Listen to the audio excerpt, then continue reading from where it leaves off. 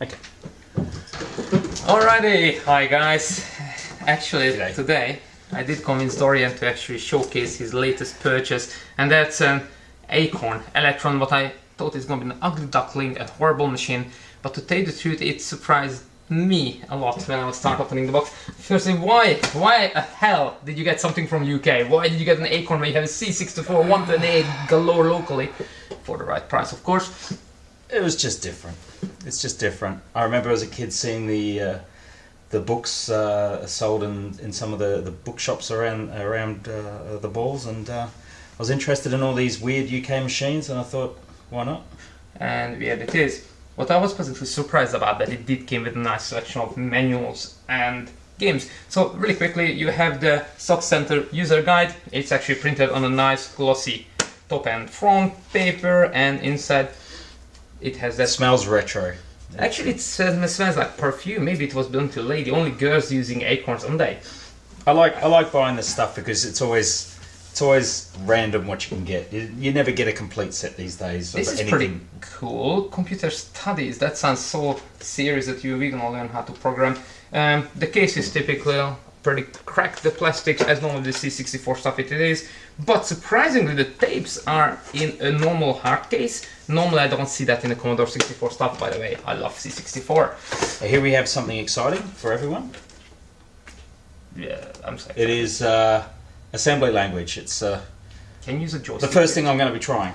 Can you use a joystick with it? Actually, the reason I bring up the joystick is a really quirky thing. I know I'm jumping ahead of myself because I got really excited because these Acorns they did not have a normal 9-pin joystick adapters. So what you need to do is you just need to slot it like a cartridge slot, and you can use like the Spectrum in the UK. They don't have a joystick port, not like the good old Commodore 64 and 98% of every other machine on the planet. Okay, advanced user guide. Now, like this book can be useful because it is full with gibberish, hardcore machine language commands.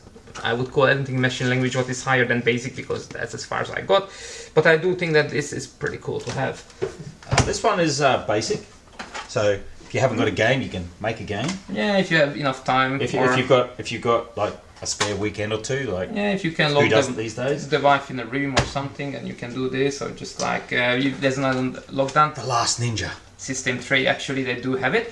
I'm gonna try to take some photos and also cut that in to see the graphic. It looks pretty decent from the box. Like the graphics looks like a C64 game. And my other favorite is 5 years. Screen pictures show the BBC Micro version of the game. Ooh. The graphics of other versions may vary. That's a typical 80s stuff. 5 Years Spy. It's a great two-player game. I did play it. I should play it more. Maybe at the next meet we should play it against each other because there's nothing better killing the other one in a funny way.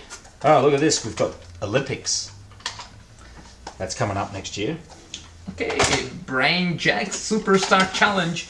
And that has that really beautiful 80s kind of pinkish writing to make sure that it's standing out from the crowd. And the snooker. Sorry, I wasn't ever a big snooker fan. And the case is pretty boring as well. Look, this is so much more childish and more graphically wow compared to that one, so I would definitely try the Superstar Challenge other than the snooker.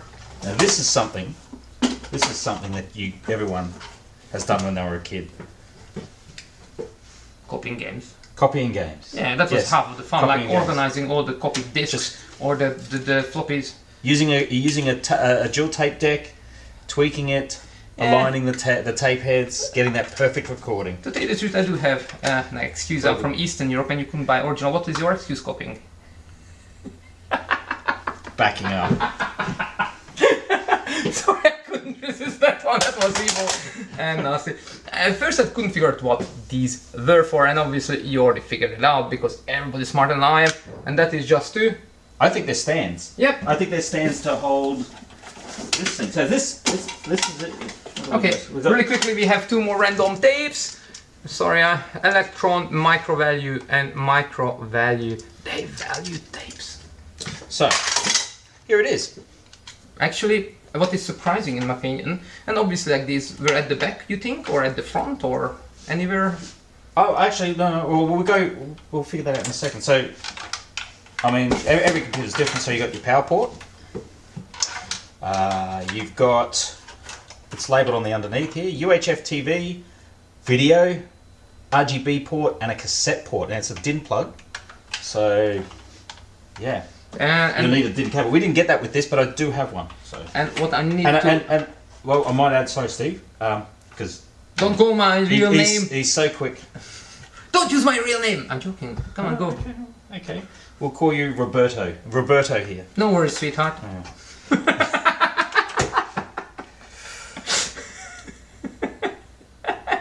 He's blushing. I just haven't got anything, and that's rare. The whole computer's expansion port is one bus on the back, similar to the Spectrum. Unlike the Commodore 64, which has a cartridge port, has a user port, has a tape port. This thing is primarily just got one port, which is probably interfaced directly to the CPU. Very nice keyboard, actually. And also what I wanted to say before, it looks plasticky and light. It's not. It is heavy and it has a good feel to it. It doesn't have the cheap plastic feel. It has kind of that step on me and I'm gonna survive. Let's check it out. Alright, let's have a closer look. The screws are already out. That's how you got it. So well, I got this one with the screws out, yes. Over. Try.